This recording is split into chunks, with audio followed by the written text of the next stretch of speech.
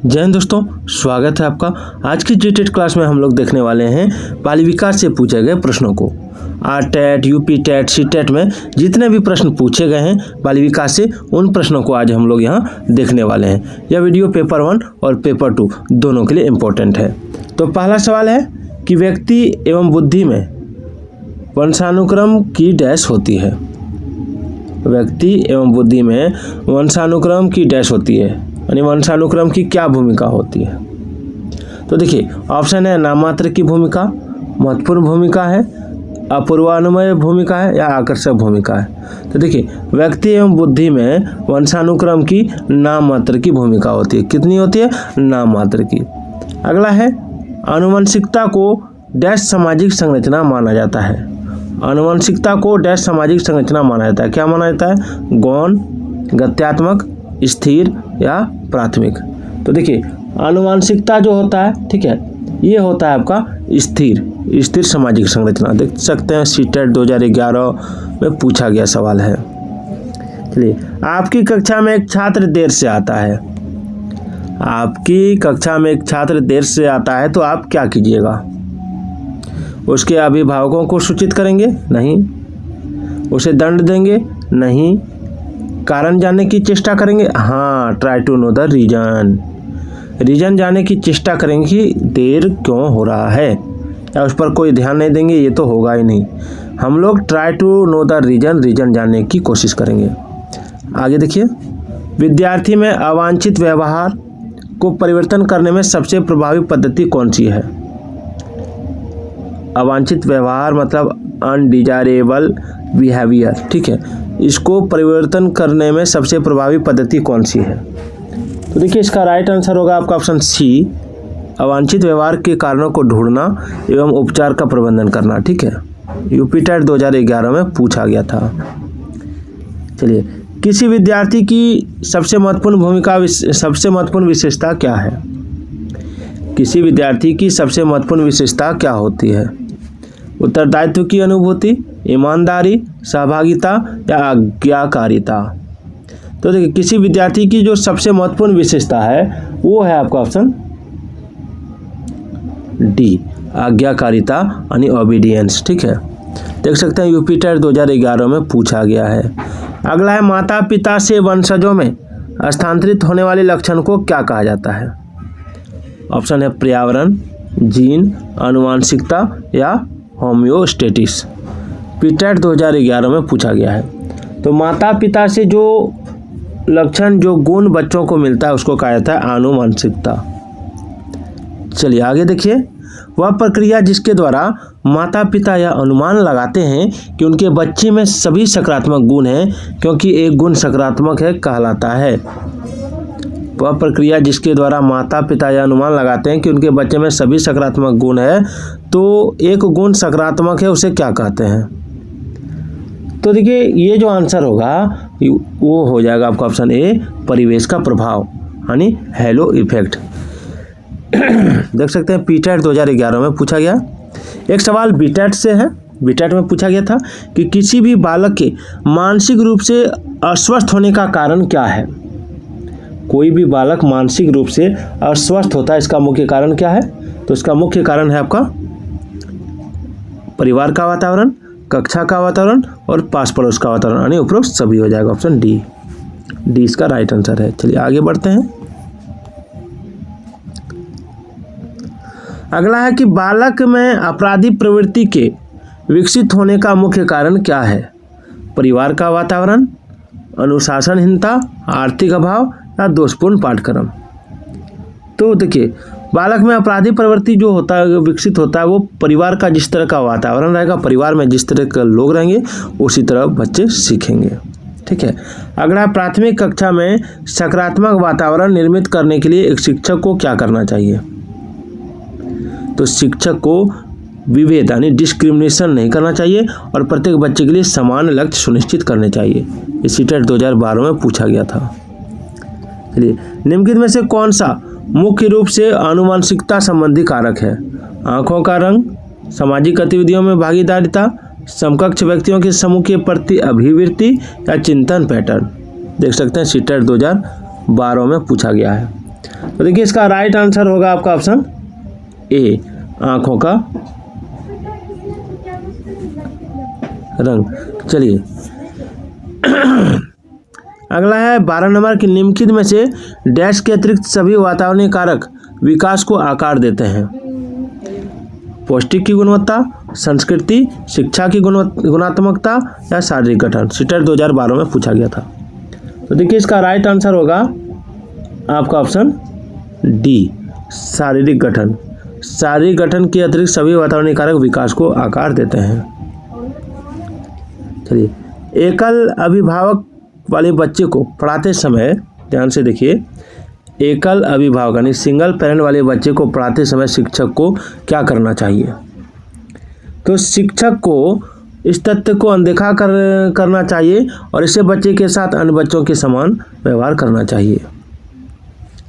चलिए बच्चे के विकास में आनुवंशिकता और वातावरण की भूमिका के बारे में निम्नलिखित में से कौन सा कथन है जो सत्य है?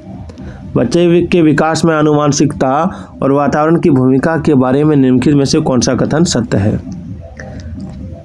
देखिए जो कथन सत्य है थोड़ा सा गला खराब है, जो कथन सत्य है वो है आपका ऑप्शन बी, समवयस्कों और पैतृक यानी जीन्स का सापेक्ष योगदान योगात्मक नहीं होता।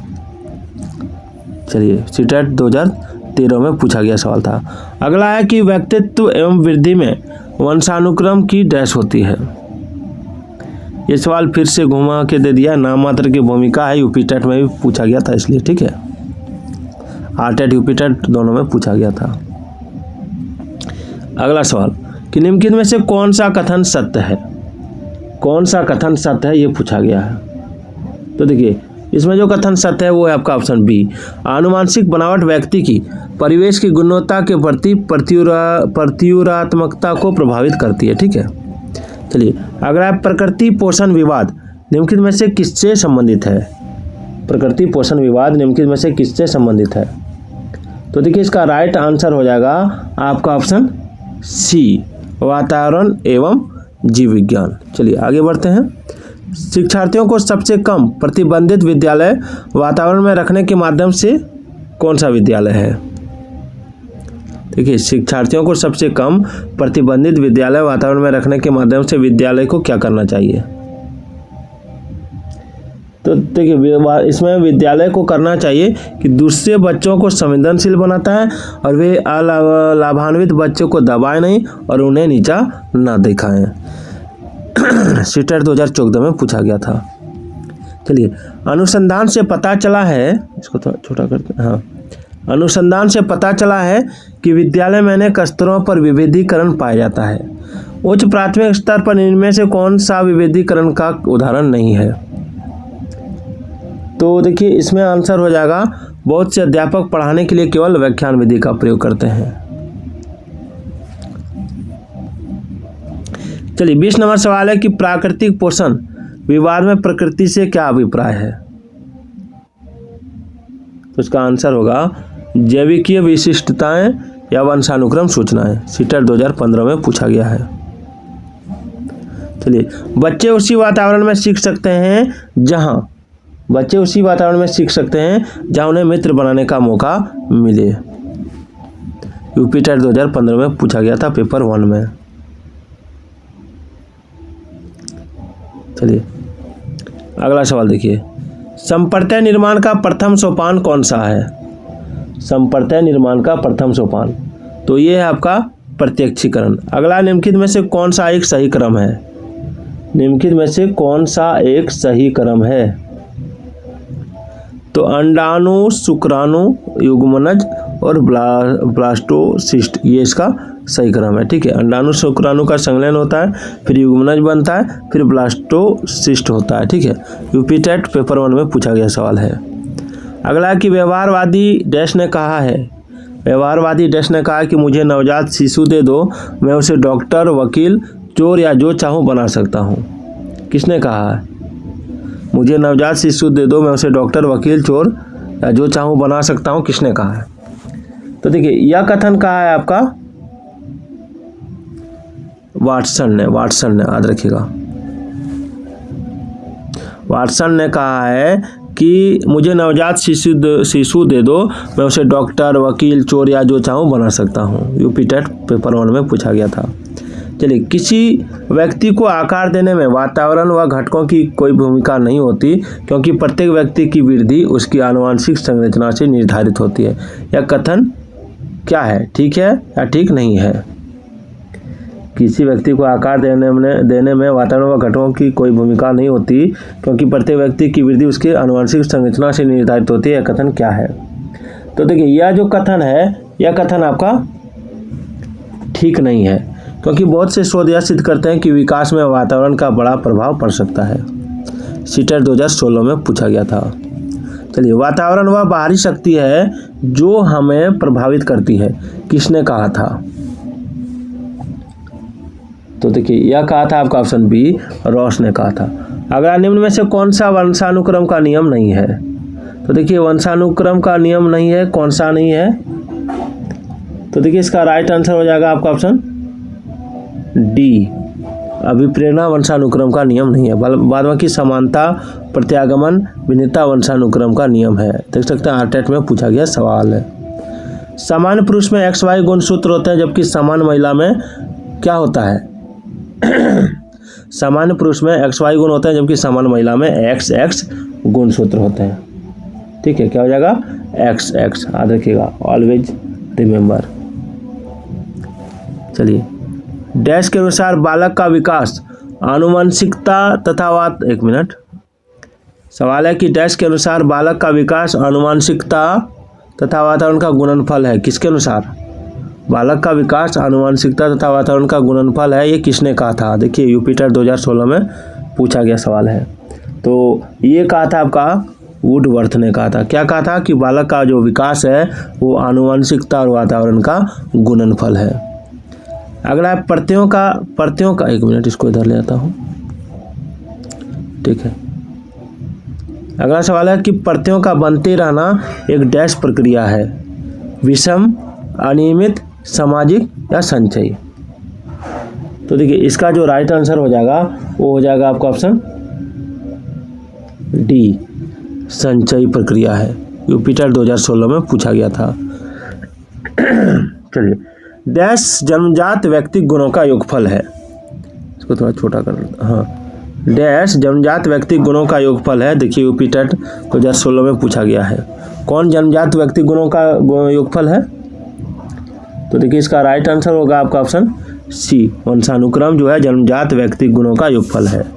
आगे की सामान्य संयुक्त कोशिका में गुणसूत्रों के कितने जोड़े होते हैं? तो इसका राइट आंसर होगा 23 जोड़े। एल्बर्ट बंडूरा निम्न में से किससे संबंधित है? एल्बर्ट बंडूरा जो है किससे संबंधित है? तो सामाजिक अधिगम सिद्धांत से। ठीक है, यूपी टेट पेपर 2 2017 में पूछा गया था। अगला सवाल, निम्नलिखित में से कौन से पर्यावरणीय कारक व्यक्तित्व को प्रभावित करते हैं? तो देखिए, इसका राइट आंसर होगा ऑप्शन डी, सभी विकल्प सही है। सामाजिक कारक, सांस्कृतिक कारक, आर्थिक कारक। स्टेट पेपर 1 2017 में पूछा गया था। अगला है कि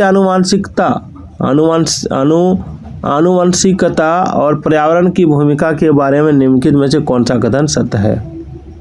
तो जो कथन सत्य है मैं केवल उसी को बता देता हूँ। इसमें हो जाएगा आपका ऑप्शन ए, विकास के कुछ पहलू आनुवंशिकता और कुछ अन्य पर्यावरण से अधिक प्रभावित होते हैं। अग्रिम व्यवस्थापक प्रतिमान किस परिवार से संबंधित है? तो देखिए, इसका राइट आंसर होगा ऑप्शन बी, सूचना प्रक्रियाकरण से। सूचना प्रक्रियाकरण से। चलिए, अगला, छात्रों में सही व्यवहार के प्रशिक्षण हेतु क्या महत्वपूर्ण है? तो छात्रों में सही व्यवहार के प्रशिक्षण हेतु महत्वपूर्ण है सही व्यवहार का प्रस्तुतिकरण। यूपी टेट 2018 में पूछा गया सवाल है। एक बालक का आहार उसकी लंबाई कितनी होगी, इसको प्रभावित करता है, और यहाँ तक कि बालक कितने प्रभावित तरीके से चिंतन करेगा एवं समस्याओं का समाधान करेगा, इसे भी प्रभावित करती है। इस उदाहरण में विकास मुख्यतः प्रभावित होता है किसके द्वारा? तो विकास प्रभावित होता है आपका वातावरण द्वारा। देखिए, स्टेट लेवल 3 2019 में पूछा गया सवाल है। चलिए, जन्मजात डैश 1 मिनट, इसको 2 बार मैंने खींच दिया है यहाँ से। चलिए, निम्नलिखित में से कौन सा एक संरचनात्मक परिवेश के साथ अनुकूलन नहीं हो सकता? कौन सा एक संरचनात्मक परिवेश के साथ अनुकूल नहीं हो सकता है? तो देखिए, इसका राइट आंसर होगा आपका ऑप्शन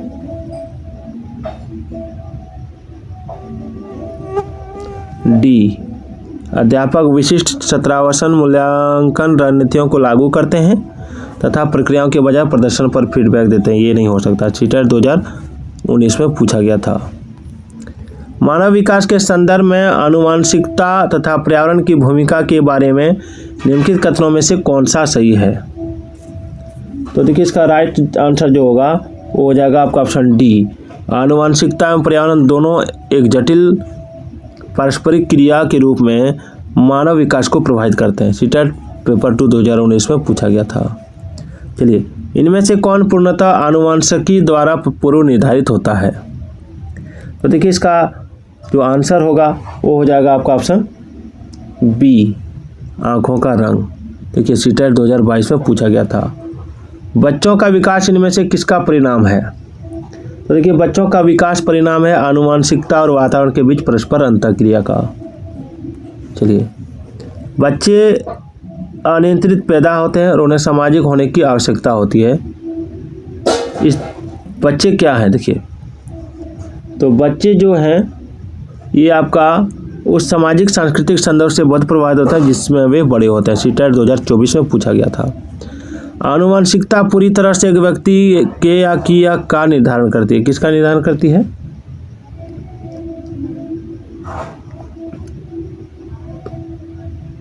आनुवांशिकता जो है पूरी तरह से एक व्यक्ति का सेक्स, जेंडर, शैक्षणिक सफलता और सीखने की शैली, इनमें से किसका निर्धारण करती है? तो देखिए, इसका राइट आंसर होगा आपका ऑप्शन बी, केवल एक। ठीक है, केवल सेक्स। चलिए, एक अभिकथन दिया हुआ है कि बच्चों द्वारा बचपन अलग अलग संस्कृतियों में अलग अलग तरह से अनुभव किया जाता है। तो कारण है बच्चों का विकास सार्वभौमिक है। अब कूट दिया हुआ है। ठीक है, तो कूट क्या कह रहा है? कूट कह रहा है कि ए सही है किंतु आर गलत है। ठीक है, रीजन गलत है। सीटेट 2024 में पूछा गया था। चलिए, इसका आंसर आप कमेंट करके हमको बताइएगा क्या होगा। तो फिर मिलता है अगले वीडियो में, तब तक के लिए जय हिंद, जय भारत।